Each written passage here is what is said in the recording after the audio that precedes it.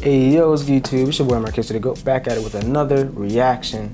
Today we're checking out another Exurb1a video. Y'all were feeling the last video I checked out by him. I forgot which one it was. I think it was, I don't remember, but y'all were feeling it, so I figured I'd check out another one. Today we're checking out unlimited rice pudding. Not sure what that means, but I feel like I'm not supposed to. But I'll leave a link to the original video down below in the description. You can check it out over there. Let's hop right into this, bro. See what's going on. So you've just invented time travel. Well done, you clever little sausage. Let's go back and fix human history then. Before you leave though, why not pack a suitcase? But what to take, what to take? Well, obviously shoes, toiletries, clothes, and depending on how your time machine works, how about a fucking spacesuit?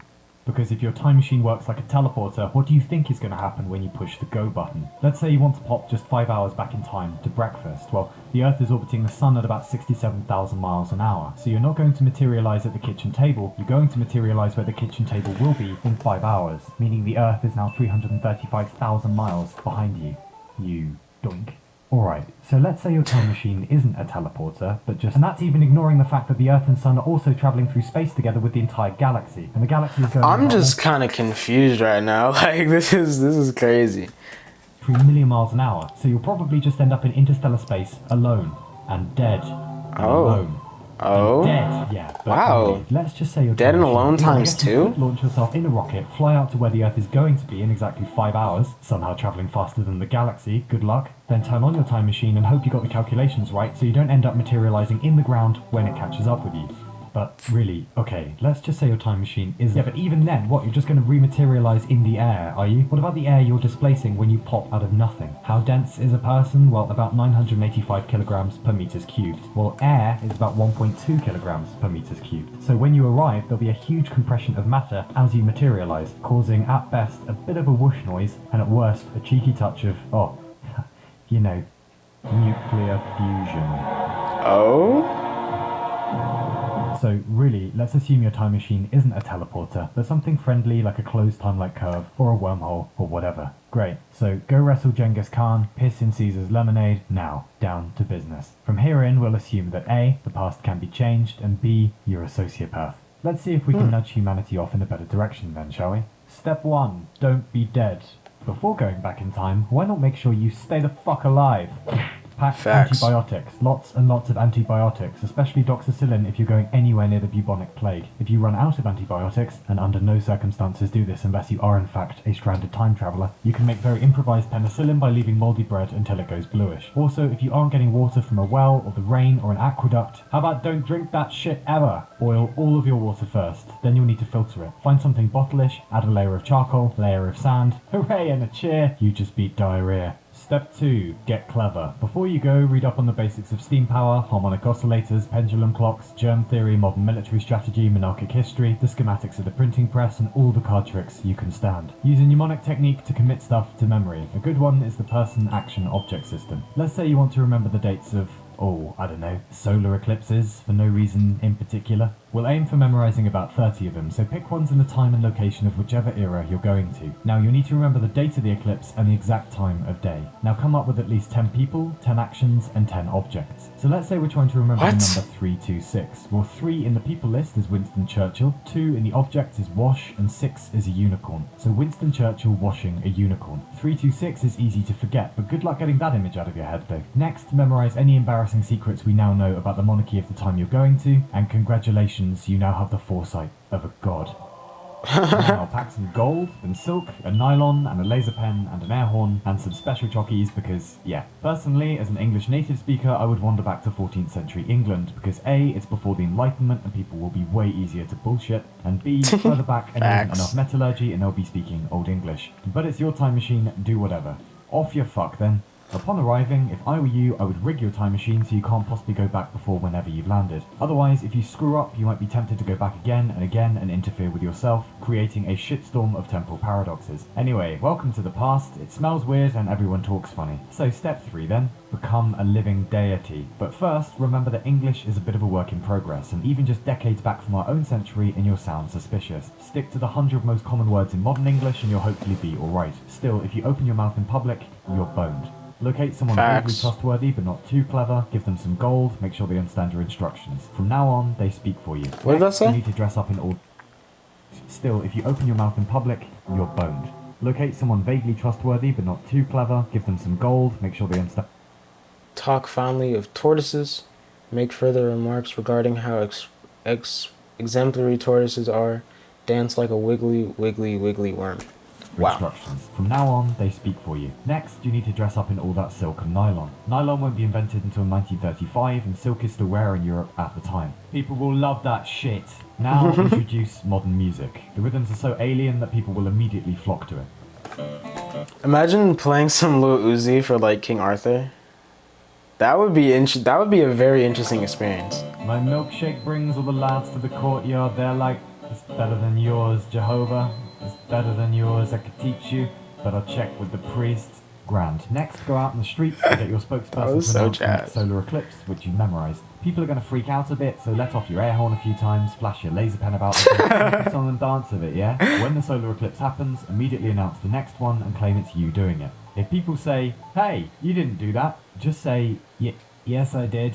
Teach your followers basic hygiene, teach them modern battle strategy, teach them the foundations of royal rule and how flimsy it is. People might talk funny in the past, but power still relies on more or less the same foundations as today, namely weapons and money. The monarchy will send an army and they will attempt to make you dead. You can't win against that however clever you are. So instead, incite revolution. Most of the monarchs of the time retain their power by the threat of violence and the promise that God put them there by divine right. Invent Gutenberg's printing press decades before Gutenberg, begin churning out pamphlet after pamphlet laying out the embarrassing secrets of the current king. Step up antibiotic production, cure people of basic ailments, move you and your followers to a remote patch of the countryside, declare it independent, give it a flashy name, perform miracles every now and then, card tricks will go down really well probably, people haven't seen them before in Europe, have your followers track down the finest engineers of the day. I would recommend Filippo Brunelleschi and Guido di Vigivano. Begin constructing basic steam engines, use them to pump clean water up from the ground for all your mates and followers.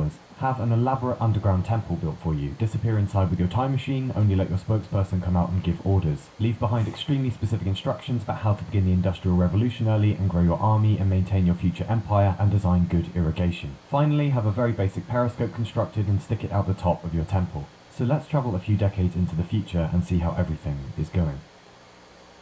Slowly accelerate the passage of time. Day and night will begin to pass visibly in front of you until the sun appears a single golden line across the twilight sky. The seasons fleeting by in seconds. The fevered commotion of insects no more than a blur. Then the flurry of passers-by outside, of generations waxing and waning, of great structures built in your name. The fingerprints of science and philosophy born long before its time. The drumbeat of industry coming alive. The development of modern medicine, of scientific materialism, of the mastery of nature. Of the acknowledgement of the right of all humans to exist in a state of international equanimity. The dawn of an age where millions need not die of disease, of hardship, of war.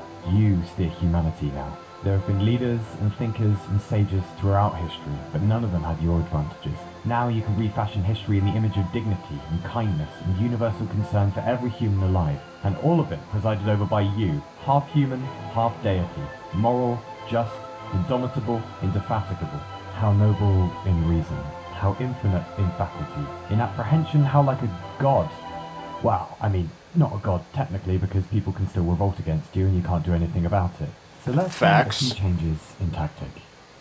To protect your master plan, direct technology towards absolute surveillance of the population, towards a perfect political science, towards total hegemony. If you want to help humanity, you'll need to live a long time, so order your scientists to research a cure for aging. Drop by to collect the rewards of the new sciences and become immortal. Enhance yourself with electronic augmentation.